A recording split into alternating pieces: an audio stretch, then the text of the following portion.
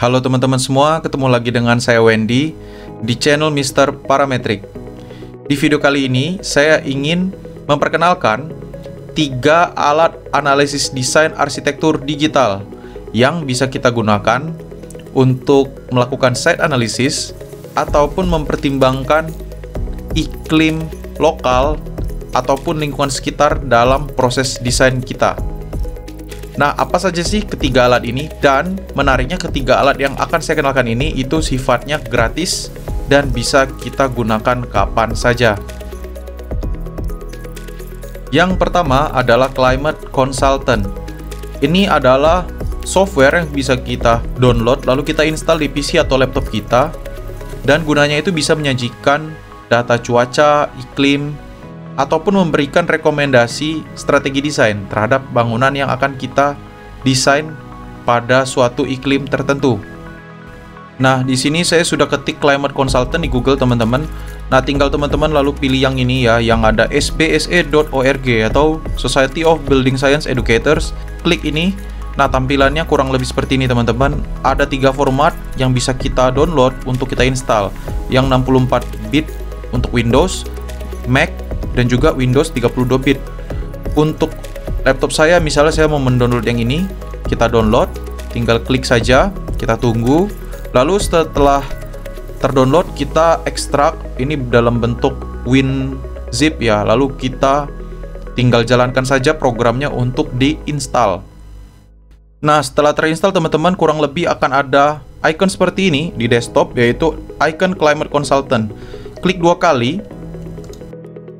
Nah, ini setelah saya buka, tampilannya akan seperti ini, teman-teman. Kita pilih next saja. Next. Nah, di sini ada pilihan, kita pilih start a new project.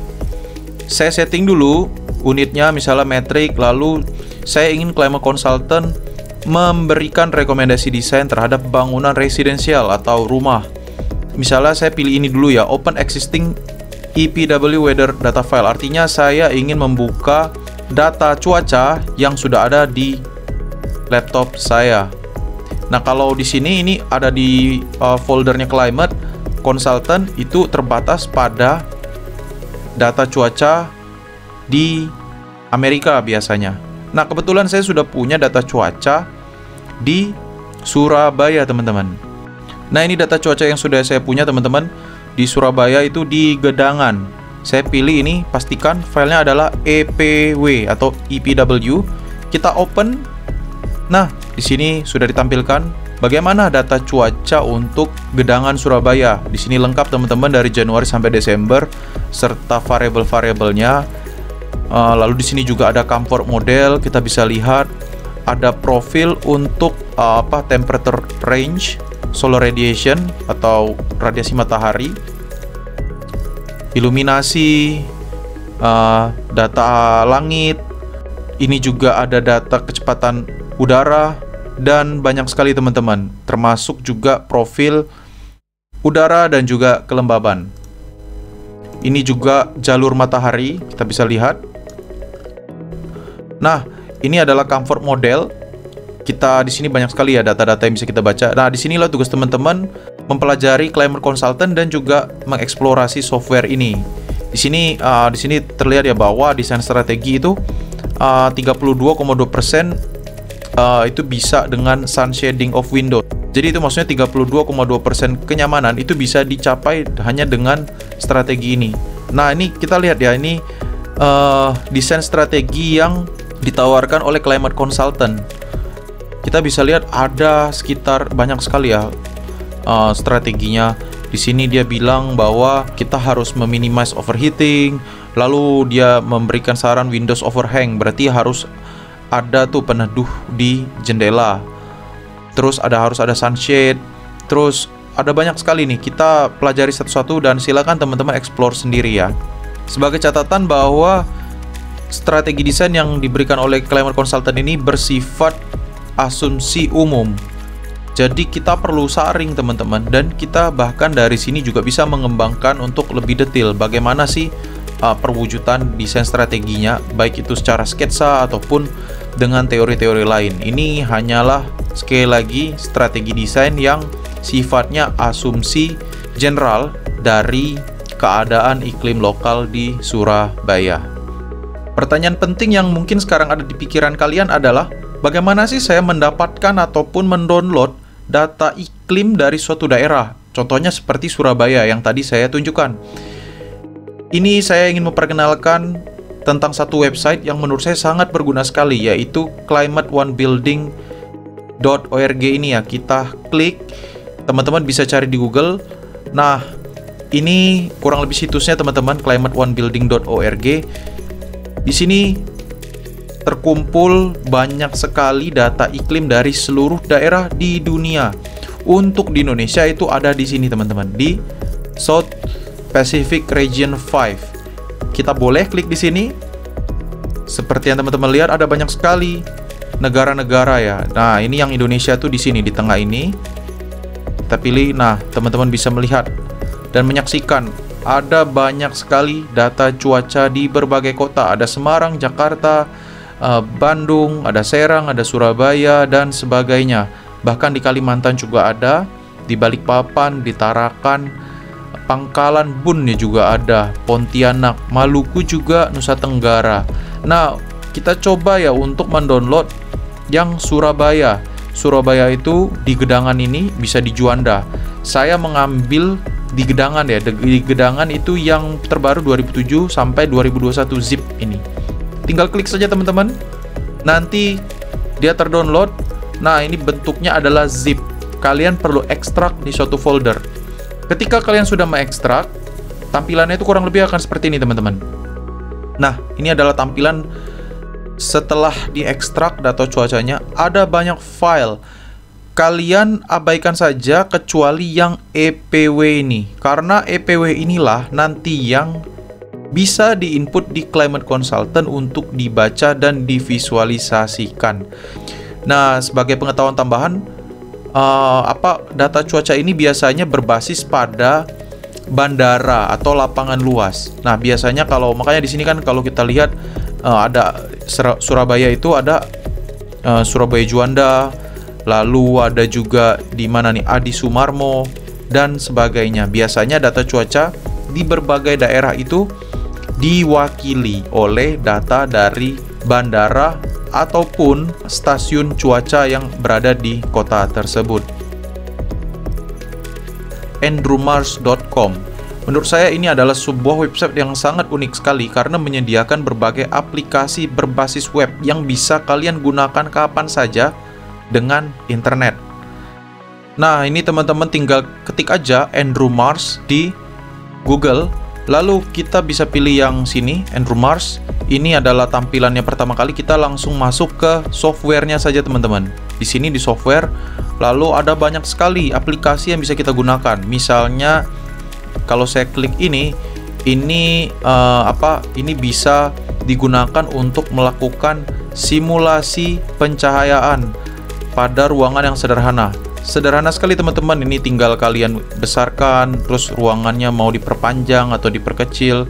Lalu di sini ada banyak sekali data-data yang bisa kita input dari data cuaca ataupun tanggal dan juga waktu, sehingga kita bisa melihat pencahayaan yang optimal itu kira-kira bagaimana ya. Kira-kira apakah jendela yang saya kasih sudah terlalu besar ataukah bisa dikecilkan supaya tidak terlalu panas. Jadi silakan teman-teman bereksperimen di sini. Ada banyak aplikasi-aplikasi lainnya teman-teman. Misalnya kita mencoba untuk melihat profil cuaca atau profil iklim dalam 1 tahun. Nah, ini kita tinggal pilih misalnya Singapura. Nah, ini kurang lebih data cuaca Singapura dalam 1 tahun.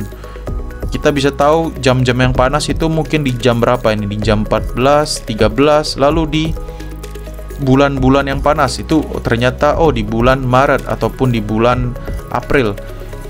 Kita juga bisa mencoba alat-alat lain. Misalnya nah ini yang menarik, ini adalah melihat pembayangan dari suatu objek. Nah, ini kita bisa gunakan dengan cara mengimpor geometri dari SketchUp ataupun software 3D modeling yang sudah kalian buat. Kalian bisa import di sini. Lalu kalian bisa tes tuh untuk melihat pembayangannya. Misalnya kita ubah dulu posisinya, misalnya posisinya ada di Surabaya, kita klik 2 kali di peta. Nah, ini dia udah memberitahu kurang lebih bagaimana nih pembayangannya di jam tertentu. Kita bisa ubah bulannya, misalnya jamnya dulu ya. Jamnya kita ubah misalnya di jam 10 kurang lebih seperti ini, arah utara seperti itu. Lalu tanggalnya kita ubah. Tanggalnya kita coba ubah di sini. Lah, lihat. Kalau Mei kurang lebih dia cenderung di utara ya. Mei jam 12. Lalu kalau kita coba ubah jam 15, lalu kita ubah misalnya nih kalau Oktober ataupun Desember, dia cenderung di selatan ya teman-teman, matahari di belahan bumi selatan. Silakan teman-teman untuk mengeksplorasi alat ini. Ini juga bisa dimanfaatkan untuk melakukan site analysis sehingga kita bisa memberikan respon desain yang cukup solutif untuk desain kita nantinya. Dan alat analisis digital terakhir yang ingin saya kenalkan adalah noisetools.net. Ini adalah aplikasi berbasis web juga yang bisa kita gunakan untuk mengukur dan juga memetakan kebisingan dalam suatu lingkungan.